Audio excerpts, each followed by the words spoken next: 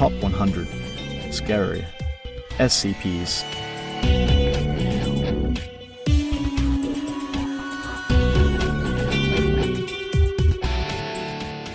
Item number SCP-2696. Object class Keter. Special containment procedures. A 1 square kilometre exclusion zone has been established around SCP-2696 under the cover of a Site of Special Scientific Interest SSSI. Civilian access is to be restricted. Due to its containment procedures requiring the use of classified paranormal technology, access to SCP-2696 and its documentation is to be restricted to members of the Experimental Containment Research Group ECG and TF-77 who you gonna call, and personnel of clearance level 4-2696. Additional containment procedures. Esoteric containment of SCP-2696-1 revolves around reinforcing the existing thematic properties of SCP-2696 with a total of 256 Mark V automated etheric field modifiers, often units modified from stock Prometheus Labs technology, in particular electrothermatic interfaces and sigil projection systems sourced from Project Number 5570 Electrical Exorcist, and requisite memories-to-base neural net software developed in the abandoned Project Number 5525 Automagus. If needed, OFM units can be supplemented by additional esoteric containment workings supplied by TF-77, though it is recommended that additional workings adhere to the pre-existing schema of etheric field densities within SCP-2696 in order to maximize containment capacity and reduce thematic load on each individual working. Aspect radiation levels inside and around SCP-2696 must be constantly monitored for deviations. The current monitoring system as of July 1988 consists of a grid of Type 6 etheric resonance indicators, each spaced no more than 20 meters apart. Should aspect radiation levels exceed a level of 10 kilocaspas within SCP-2696 or its immediate perimeter, all personnel are to be evacuated from the exclusion zone and TF-77 is to be placed on high alert. Personnel must not remain inside SCP-2696 for more than 1 hour. All personnel assigned to SCP-2696 must don a minimum of a Class 3 spectral protection ward at all times while within the exclusion zone. Should SCP-2696-1 attempt to leave SCP-2696, and TF-77 is to ensure that it remains contained within the physical boundaries of SCP-2696 at all costs. Description: SCP-2696 is a mansion located in the region of Dark Peak in Derbyshire, England. The interior of SCP-2696 typically induces mild claustrophobia and panic in individuals within 1 hour of entry. Prolonged exposure leads to an intensification of such feelings, resulting in severe crippling paranoia within 3-6 hours. Additionally, the nursery and the tower of SCP-2696 are subject to an anomalous effect which prevents all matter from entering or exiting the boundaries of either area. This effect does not extend to electromagnetic or aspect radiation. SCP-2696 contains one or more incorporeal entities that are capable of inducing mind-altering effects at close range. As such, they are to be avoided where possible and kept contained inside SCP-2696. Subject: SCP number 2696-1. SCP-2696-1 is a translucent, intangible humanoid apparition physically resembling the late Clara Roseth, though it has been known to assume various non-humanoid forms during periods of high activity. Previous incarnations have included multiple, younger versions of Clara Roseth, an animated mass of decaying plumeria blossoms, and a motile column of bone and biological tissue. SCP-2696-1 primarily remains inside the tower of SCP-2696 when inactive, but will attempt to escape from the boundaries of SCP-2696 if its containment is not strictly enforced. Physical proximity to SCP-2696-1 induces psychological effects ranging from mild visual and auditory hallucinations to amnesia, catalepsy, and in more severe cases, complete dissociation of identity. Such effects normally dissipate following the treatment of Class B anesthetics, though resurgence of symptoms has been known to occur. SCP-2696-1 is not a purely spectral phenomenon. Etheric resonance imaging of SCP-2696-1 show that it exhibits aspect radiation of an order of magnitude higher than conventional ectoplasmic entities, approaching levels of up to 30 kilocaspas in intensity. SCP-2696-1 instead appears to be a thematic construct bound to a self-sustaining etheric monopole constantly generating and vital energy particles from an unknown source. How this has been achieved without the monopole instantly decaying is theorized to be due to the low etheric flux density within SCP-2696 stabilizing the monopole by constantly draining off its excess Eve particles. Consequently, SCP-2696-1 exhibits much higher levels of aspect radiation and greater amplification of its mind-altering effects the further it is from center of SCP-2696, as well as greater instability. Should SCP-2696-1 completely exit SCP-2696, it is likely to undergo a rapid expansion of its area of effect, followed by violent decay of its etheric monopole and subsequent release of massive amounts of backlash. This has been theorized to result in mass hallucinations and small to medium-scale reality shifts within a 600-kilometer radius and irreversible ego death in all sentient individuals within a 200-kilometer radius.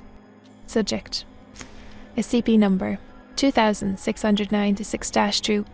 SCP-2696-2A and -2B designates the skeletal remains of Mild and Edgar Rosyth respectively, located inside the nursery of SCP-2696. Due to the inaccessibility of the nursery, the two instances of SCP-2696-2 have only been documented via etheric resonance imaging and X-ray imaging of the nursery interior. SCP-2696-2A and -2B are normally inert, with the two entities lying in a fetal position at the center of the room. The two entities only animate during periods of high SCP-2696-1 activity. During such periods, SCP-2696-2A and -2B have been observed to alternate between wrestling with each other, dancing in circles, and standing motionless at the door to the nursery. Enhanced imaging of the two entities reveals the presence of a carved symbol on the forehead of each of the instances' skulls. Notes recovered from the study suggest a relation between the symbol and various experiments conducted by Henry Percival Rosyth, in particular those concerning the manifestation and manipulation of thought-based constructs. Up next, I have the schema and history of 2696.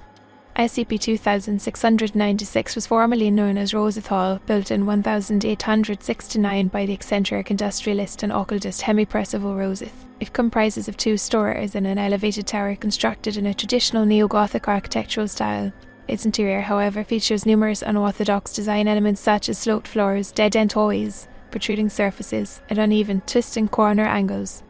It is worth noting that the unique internal structure of SCP-2696 was not an original feature of the building. Following the death of his wife Clara Rosyth in the January of 1873, Henry Rosyth would begin the first of a series of modifications to the mansion centering on the library and tower. Notes recovered from Rosyth's study suggest that he intended the two spaces to become a combined shrine of converged spiritual energy, modelled after similar structures found in northern Chinese monasteries, and extensive blueprints attest to an elongated bell-shaped chamber lined with complex three-dimensional reliefs, measuring almost 10 meters tall and designed with mathematically calculated precision. When his two children, Edgar and Miles, died in the August of that same year, the already eccentric Rosyth became even more so. In 1874, he commenced the remodelling of the other rooms of the house. According to the testimony of his former staff, Rosyth obsessively insisted that the construction of the modifications adhere to his own exact specifications and often spent his days supervising the work himself. His nights were spent in solitude in the tower or the second-floor nursery, from which his employees often claimed to have witnessed strange noises and lights. The materials requested to be used for construction grew increasingly specific and bizarre. One receipt lists an order for 200 kilograms of ground-up stone from the Isle of Anglesey in Wales and 37 meters of pipes made from a fragile mercury-copper amalgam. Work on the internal modification ceased in June of 1876, when the remaining workmen refused to continue in fear of Rosyth's increasingly disturbed behaviour and the numerous unexplained phenomena witnessed within Rosyth Hall. Rosyth promptly dismissed the remainder of his staff except his housekeeper and spent the following 2 months attempting to finish the construction work by himself. He would later perish in his own home, as testified by a group of investigators from the Royal Foundation for the Secure Containment of the Paranormal RFSCP who were investigating rumours of spectral phenomena in Rosyth Hall. See Addendum 2696-02. Rosyth was known among mid-19th century occultists for his investigation of Eastern mystic practices, most notably Chinese Feng Shui. It is theorized that the modifications to SCP-2696 are based on similar principles of redirecting the flow of Eve particles, resulting in SCP-2696 anomalous effects. In particular, the etheric field within SCP-2696 is modulated via materials of alternating Eve particle permeability arranged in specific patterns and formations seemingly designed to attract negative chi, which corresponds in modern thaumaturgical terms to inducing a region of extremely low etheric flux density capable of disrupting human cognition. Subsequently, the space-Steve particle flow is channeled into islands of high etheric flux density surrounded by areas of low etheric flux density.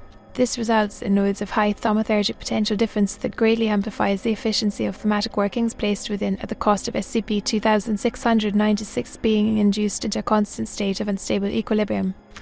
When SCP-2696 was initially acquired, the nodes were already occupied by workings carved into the masonry apparently designed to weaken and contain SCP-2696-1. The unstable nature of SCP-2696 demands that these workings be left untouched. It pleases me to note that our party arrived at Roseth Hall in more than ideal circumstances, considering the startling events we were to witness within.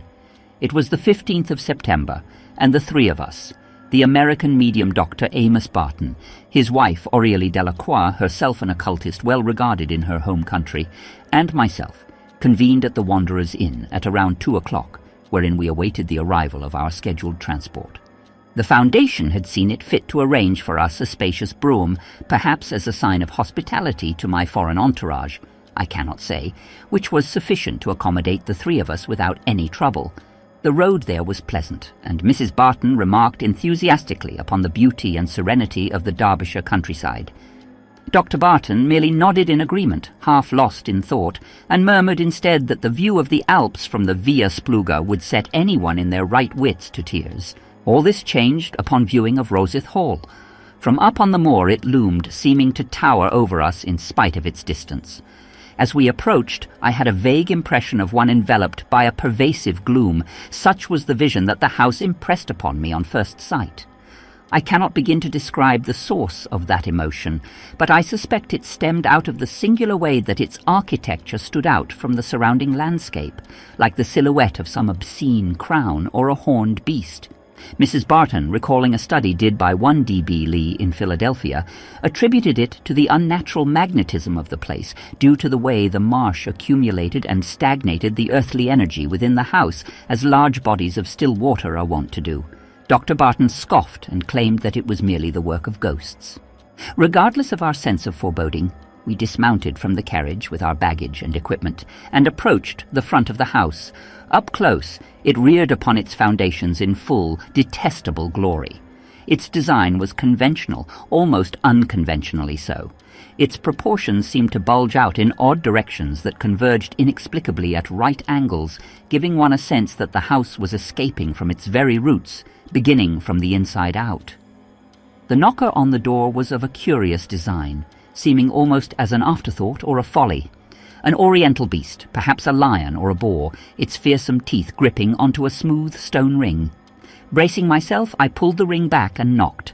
After a period of time, during which we heard heavy, damped shufflings from within and the sound of slamming doors, the great door opened, and we were greeted by a woman whom we presumed to be Roseth's sole remaining housekeeper. I remember that as we entered the house there stood before us an enormous black door about twice as wide as I was tall, that was secured with a heavy iron lock. Eventually the housekeeper ushered us into what must surely have once been a parlour, but evidently had been modified at the last minute into a dining room. A makeshift buffet stood against the wall where a valiant attempt had been made to keep it flushed with the uneven sideboard. In the middle of the room a thick cloth had been draped over several square tables to form the impression of a proper dinner reception, aided by a spread of old silver, no doubt taken out and polished just for this occasion alone. Someone tittered. I am not sure if it was the American or the French woman. We waited at great length, during which much was alluded to but not directly commented aloud by Mrs. Barton about the dreadful interior and ramshackle conditions of our dinner. I, being acquainted with our host, sought vainly to defend him, citing the unfortunate circumstances of his wife and children. I explained to her that grief was a terrible thing to bear alone, especially for a man such as Roseth, who had long been used to his own peculiar solitary silences and tempers. Dr. Barton concurred with my assessment, adding gruffly that Roseth was already an absolute crab of a man when he got to know him back at Oxford, and it was not unlike those kinds of people who tended to make strange alterations to their house and conduct mysterious spiritual experiments upon the deaths of their immediate family members. No more was to be said to that, however, when a pale, thin shadow of a man promptly arrived at the door, looking by all means like he'd aged 100 years in a day. It took me and Dr. Barton several seconds to register that, in fact, this was none other than our host and old acquaintance himself, Henry Percival Rosyth. How he had managed to transform himself into this state, I could only guess, but one look at his face and I saw that he bore the same eyes as other men I had seen in various places during my travels, in the ruins of a temple in the jungle of Benares, in a blood-soaked prison in Liverpool, in the middle of a blazing pentagram in Aberdeen, other broken men who, in a fit of fervour, devotion or grief, had perhaps performed the unthinkable or witnessed the unknowable, and it had cost them dearly so. He greeted us with a great deal more lucidity than his appearance suggested, and no small amount of suspicion that the Royal Foundation had sent us to spy on his private affairs. Dr. Barton, in return, coldly assured Rosyth that we were present in an entirely social capacity, and reminded him of his acquaintance with me and Mrs. Barton during the dreadful Cardiff affair of '72. Rosyth turned his gaze to me and muttered that men like myself were not one so carefree as to be sent on mere social visits by the Royal Foundation. His eyes met mine, and I drew a breath involuntarily. His response did nothing to assuage the already uneasy atmosphere inside the dining room, but nevertheless Mrs. Barton and I did our best to maintain an air of civility, as Dr. Barton continued to brood at his end of the table with his impeccable air of frigid amicability towards our host. After dinner we retired to the neighbouring drawing-room, where we talked at length of politics, the elections and the weather. By unspoken agreement, it seemed, the topic of the Royal Foundation and matters of our profession were not broached upon at all. Throughout the night, Rosyth remained, for the most part, taciturn, in spite of our repeated inquiries as to his health and mental well-being, which we took to be a worrying sign. Eventually, as the fireplace chilled, so did the conversation, and Rosyth bade us good night. Today, as I pen this chronicle in the warm light of the Royal Foundation's study, I find it growingly inconceivable that Rosyth could not have foreseen the events of that night. I remember that he left the room with a certain kind of gravitas, as an actor would have departed the stage, or Judas before the Pharisees. Our purpose of visit was painfully clear, yet he invited us with open, albeit grudging, arms. Neither did he do anything to prevent our eventual discovery of his affairs, nor did he dissuade us from trying with his temptingly mysterious demeanour, which seemed to conceal multitudes. I now believe that Rosyth's behaviour at the dinner table that evening was not intended to be that of one who kept secrets. Rather, they were the actions of a man who wanted them to be found. The housekeeper led us to our rooms, which appeared to be similarly refurbished quarters, situated a few rooms before the dining room. This unorthodox placement of accommodations further stoked our curiosity, as we realized that in the course of our admittedly prosaic conversation, Rosyth had not mentioned nor gave nary a hint of the interior of his house at all, of what lay behind the locked black door. We quietly agreed to investigate this at a later hour. I slept uneasily and dreamt of mad things, of mazes that twisted into themselves, yet contained but one single unbroken path, of fearsome tigers that sprung from doorways rich in history, and of a singular mournful voice, singing again and again of things long past, in whose repetition I discerned infinity. With a start I awoke and found that I had drenched myself in a cold sweat. It was 2:30 in the morning. At that moment there began a soft tapping at my door, a crack of dark, a candle flame, and the conspiratorial face of Mrs. Barton peeked in. She whispered to me that it was time to go. We had but one candle between the three of us, which cast its meagre light along the walls as we made our way to the entrance hall where we had seen the black door. Dr. Barton approached first, warily, and found to our surprise that the heavy lock had been removed. The door swung open on oiled hinges with a single push, and Mrs. Barton and I scrambled to hold it before it hit the wall. We elected to leave it open as we proceeded through the unusually long threshold into the room within. What awaited us inside defies description, but I will try nonetheless. Beyond the black door was madness. A corridor led to many small, cloistered spaces, each at strange angles to each other. Protrusions jutted from the walls in a medley of strange materials. At a glance I saw green soapstone, Corsican marble, the jagged inside of a geode, and dark obsidian. The ceiling was dizzyingly high, and in places the floor rose to meet it. An enormous spiked sphere, the colour of bone, half-formed stairs that led to nowhere, hallways that twisted, and doors that met each other sideways.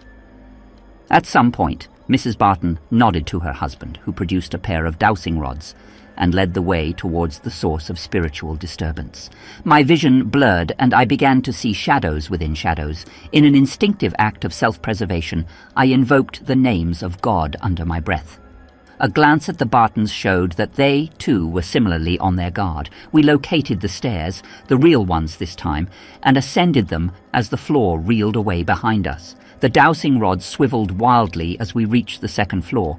At that point, I saw that my breath had fogged up my spectacles, and I shivered, suddenly aware that we were surrounded by an immense chill. My reaction was not due to the cold, for I had long been accustomed to the London winters at this point in my career. Rather, many a spiritual manifestation has been known to feed off the energy latent in the air, inadvertently or not, dropping it by no more than a handful of degrees, and the fact that it was near freezing inside the heart of Rosyth Hall indicated to me that this was no ordinary problem we were called to resolve. We were in the process of navigating our way through the convoluted hallway when it struck. At first, Dr. Barton's rods sparked, then blew out in a flash. The candle went out. Suddenly, I found myself gripped by an immense nausea, and as I reeled, I saw two glowing points of light in the distance. Or were they close? Mrs. Barton dropped to her knees, a ward gleaming madly in each hand. There was the smell of burnt paper. Then the entity descended onto us in its full, terrifying glory. It was as if I had plunged over the edge of a great precipice. Stretching before me and inexplicably all around us was the vastness of memory. No, a single individual. I was keenly aware of a childhood, years, a courtship, love, death, and birth. Our memories are finite, but the infinite subdivision of it into slices of the individual's perception, such that each moment can be seen in more than 3 different ways at 2 different times, produces an illusion of experience akin to infinity. From this I was able to ascertain the identity of the entity, despite it not speaking a word, that of the deceased Clara Rosyth, grotesquely remanifested into not a spectre, not a ghoul, but something even less substantial, and pitifully so. The air screamed with her very name, and I felt it with every bone in my body. The 2 glowing points of light, which I now took to be the eyes of the sad woman, stood still in front of us with an expression of fearsome melancholy. Somehow I found the strength to roll up my sleeves and bear the marks imprinted upon my skin. The familiar sight calmed my mind, and I gathered all my faculties to begin the incantation that would bound the summoned entity to my will. Nahi kasit sanamapi jatu. Yet the words faltered as if swallowed by the void. Every attempt I made to contain the massive energies released by the entity was met with an equal, if not stronger, backlash. Soon I would not even have the strength left to maintain the wards of self-protection that were surely the only thing between me and the raging torrent that surrounded us. Through the corners of my eyes I could see Dr. Barton convulsing. Blood streamed from the edges of Mrs. Barton's mouth. Then from a great distance away the torrent ebbed. Words arced above the din, a low, clear chant that peeled away at the air. The eyes of the being that was Clara Rosyth shimmered, then appeared to fade in intensity. I instantly fell to the floor, gasping for breath, with the marks on my forearms burning white-hot into my bones. In my exhausted mental state, I paid little heed to what was about to transpire in front of me, and can only testify to the events that followed afterward with no great degree of clarity. What I can conjecture now, in the safety of the study, is that the points of light did not fade. Instead, they had simply turned around. There were flashes of light and fragments of phrases. I caught hints of High Enochian, Hebrew, and Church Latin, delivered so quickly and so fast that I cannot recall their exact contents even now. There was the firecracker sound of several wards discharging in unison as the walls exploded into a series of rapidly shifting sigils. Silhouetted against the chaos, I discerned the shape of a tall, thin man flanked on his left and right by 2 smaller figures. Then the figures flickered, the man screamed, and all was silent. I know not how I carried the Bartons out through the black door and into the relative sanity of the entrance hall. The housekeeper asked no questions. She seemed to intuit what had occurred within the inner walls of the house, and took to seeing to the well-being of the unconscious Bartons. The remainder of the events of that night has already been well documented, so I shall be brief. After tending to us, the housekeeper was instructed to ride to Hayfield and contact the Royal Foundation via telegram as soon as possible. I myself managed to return to my room, wherein I collapsed on my bed and remained so until the arrival of the secondary investigating team the next day. Of the eventual fate of Henry Percival Rosyth, not much is known. What conclusions remain can only be arrived through conjecture and not through objective testimony. The secondary investigating team found no trace of the man, but discovered instead a number of anomalous phenomena that have already been accounted for and documented in the archives of the Royal Foundation, that paint a picture of Rosyth before his death as a mentally unhinged and obsessively deranged individual driven by the death of his wife to commit monstrous acts. However, as I have been led to believe from the facts present, it was also Rosyth who defended us from the onslaught of his tragic creation, and who sacrificed his life in return for our sanity. A man cannot be defined in his darkest moments, nor can he be defined in his proudest. I still cannot forget the entity in the house or her lighted eyes that wept fire. Even now, 3 months after the events of that fateful night, I dream of her when I sleep, and wake up surprised that I am even able to remain myself at all. Clara Rosyth may be dead, but she refuses to be forgotten. Signed, Jitinder Jaishankar, Exorcist for the Royal Foundation of the Secure Containment of the Paranormal, the 31st of December, 1876. Addendum 2696-01. Excerpts from the diary of Henry Percival Rosyth recovered from inside SCP 2696. Begin log. They buried Clara on the 4th, on one of those dreadful winter mornings where the frost drips off everything like a veil and the last owls have yet to echo away the terror of the dawn. Even now, in the dim safety of my study, her voice still rings in my mind. As I speak, I cannot help but hear her echoes, lingering at the edges of my words. Her memories, still fresh in my mouth. The children are asleep now, but I think that I will fear to hear their voices too when they wake. A correspondent from America writes to me about his work on the mind-made body. His schema is clumsy, inefficient, but it sets me thinking. Thought, given power, becomes form, but thoughts are transient, fleeting, merely actions and words yet to be. They decompose, they rot. Memory, however, is altogether different. I recall the work of Ebbinghaus and his idea of savings, that what was once forgotten is still retained, encoded, engraved, if you will, on the neurons of the mind. And so I ask, what is a memory but a thought cast in stone? The children still speak in her voice. I fear I might be going mad.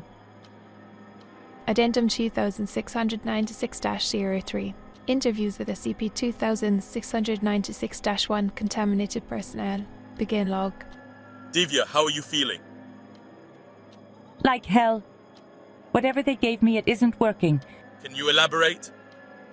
It's kind of like a pounding at the base of my skull. And at the front too, it won't let up. When I try to focus on the pain, I feel like I'm focusing down a telescope, if that makes any sense.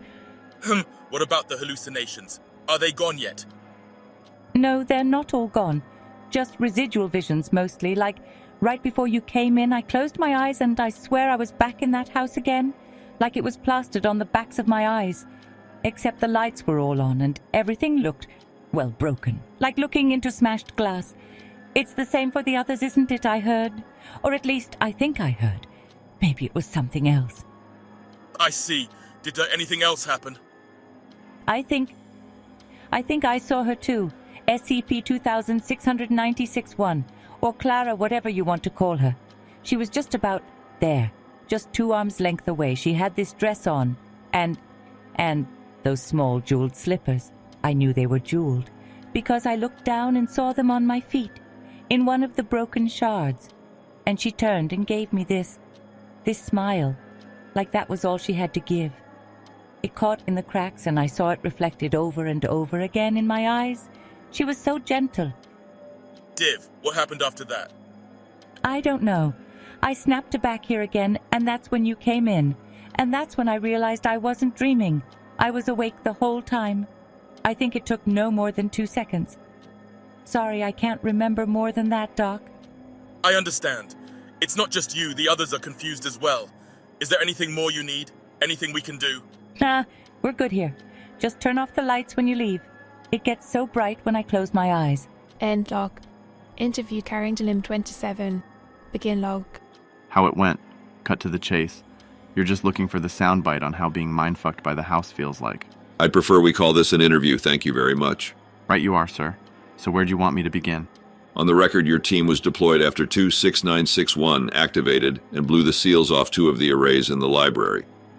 There was another burst of ARAD, and your team went dark. We want to know what happened next. All right. I remember we'd made it to the damaged arrays without any issue. Numbers L03 and L05, if I'm not wrong. Jorge and I held the thing steady while Molly traced back the runes, and we got L03 up just fine. We'd just begun working on L05 when our comms start to flicker, and the alarm starts blaring from outside. And I think to myself, well, shit, that's not good. We'd been first responders before, but none of us had really been caught inside the house when it went live, you know? So we pack up our gear nice and easy, try not to make any sudden movements, and creep our way back to the library entrance when all of a sudden my ward just goes fshh and sparks out. Then Molly's ward goes, then Jorge's too. We were carrying Class 5S, for God's sake. You've seen them before. They're heavy, powerful stuff, no joke. So when this happens, that's when we dropped everything and ran. But we were too slow. I saw her, -1, moving down the tower stairs. She was moving, not really floating, just moving. Then bam, she was right in front of me. One moment I was staring into her eyes. The next moment Jorge is pulling me out by my armpits, dragging me down the stairs. And that's when I realized the screaming was my own. Then the side effects kicked in. It's like, you ever met a psychic, Dr. Lim? It's not pretty the way it feels. That drinking straw butterfly proboscis feeling you get inside your head, sloshing up your insides. No, this is different. -1 is something else entirely. Tell me about it, Carrington. I'm here to listen. It's like a flood, almost profound. And that's how she gets in. That's her, slipping into the grooves and crannies of your brain, getting in between the folds. And you remember. You remember what it's like to be her, like you've never been anything else. Everything comes at once. The smell of her hair, the touch of her voice on your skin, gently up the cleft of your cheek. It's her. She's the real deal. She's everywhere and anywhere at once in your mind. But she doesn't come in one piece. She comes in shards and ashes that don't quite seem to fit together as she does, as she should. I cried, you know. She could have been so much more. She's broken. That's what she is. Whatever he did to her to try and bring her back, that's not her. Bits and pieces suspended in time, bound to a crumbling frame of whatever's beneath that skin, and behind it she's roaring and bursting and raging with the force of a dying star, spitting out the pieces of herself that don't fit, that can't fit. And for a moment, when you look into her eyes, you are her, and you feel her pain and rage and 10,000 other things that you don't have a word for, because she's got nothing inside to feel in the way that you or I do. Nothing left but a whirlwind of shattered glass and memories. I think I understand. Is there anything more, Carrington? No, I think I'm done here. I'd like to take the meds now, if you please. Addendum 2696-04. Incident log of activation event June 12, 1919. Begin log. 006. Thunderstorms begin to form in the Dark Peak region. 0 hours, 12 minutes, and 52 seconds. SCP 2696 begins to exhibit increased aspect radiation levels, with local readings outside SCP 2696 registering a peak of 0.87 kilocaspers. All personnel are evacuated from within SCP 2696, 0 hours, 30 minutes, and 20 seconds. Lightning strikes SCP 2696 in several places in quick succession. Surge protection fails, and 55% of the electrothomic arrays in SCP 2696 are damaged beyond repair. The remaining arrays soon become overloaded and fail in the resultant cascade effect. Almost immediately, aspect radiation levels within SCP 2696 spike above 2.0 kilocaspers. Backup electrothomic arrays are powered on, and MTF Theta 77 is scrambled. SCP 2696-1 is noted to change form into a swirling, floating mass of tattered white lace emitting a loud screeching sound. 0 hours, 35 minutes, and 11 seconds. Backup electrothomic arrays do not appear to have any effect in containing SCP 2696-1. SCP-2696-1 reaches peak aspect radiation levels of 5.1 kilocaspers. Personnel outside SCP-2696 begin to complain of headaches and nausea. 0 hours, 40 minutes, and 45 seconds. Theta-77 arrives and establishes an inner and outer cordon around SCP-2696. Emergency rituals performed by specialists M. Cooper and J. Simos succeed in repelling SCP-2696-1 away from the front door of SCP-2696 and back towards the second story. However, SCP-2696-1 manages to mentally incapacitate 3 members of Theta-77, Specialist C. Carrington, Dr. M. Lim, and Technician J. Vasquez. 0 hours, 42 minutes, and 54 seconds. A strong wind blows through the hallways of SCP-2696. The front door is slammed shut and is unable to be opened from the outside. Specialists Cooper and Simos are unable to continue the containment rituals and retreat with the remainder of the inner cordon team. Aspect radiation levels around SCP-2696 continue to intensify to a record high of 7.5 kilocaspers, beyond the threshold of protection offered by any Foundation protection wards. Throughout all this, SCP-2696-1 remains at the staircase to the second story. Its swirling and screeching intensifies. 0 hours, 43 minutes, and 0 seconds. Internal monitors detect that the door to the nursery has opened. 0 hours, 43 minutes, and 6 seconds. Internal monitors detect that both instances of SCP-2696-2 have left the nursery, accompanied by a large burst of aspect radiation and electromagnetic radiation in the gamma spectrum. Minor seismic tremors are detected within SCP-2696, likely as a result of said aspect radiation discharge. 0 hours, 44 minutes, and 30 seconds. Both instances of SCP-2696-2 approach SCP-2696-1 with outstretched arms. Upon contact with SCP-2696-2, SCP-2696-1 abruptly shrinks, shifting back into its humanoid form. 0 hours, 44 minutes, and 49 seconds. Local aspect radiation levels are observed to sharply drop. The 2 instances of SCP-2696-2 lead SCP-2696-1 by the hand into the library and up the stairs into the tower. 0 hours, 45 minutes, and 23 seconds. SCP-2696-1 turns around to embrace the 2 instances of SCP-2696-2.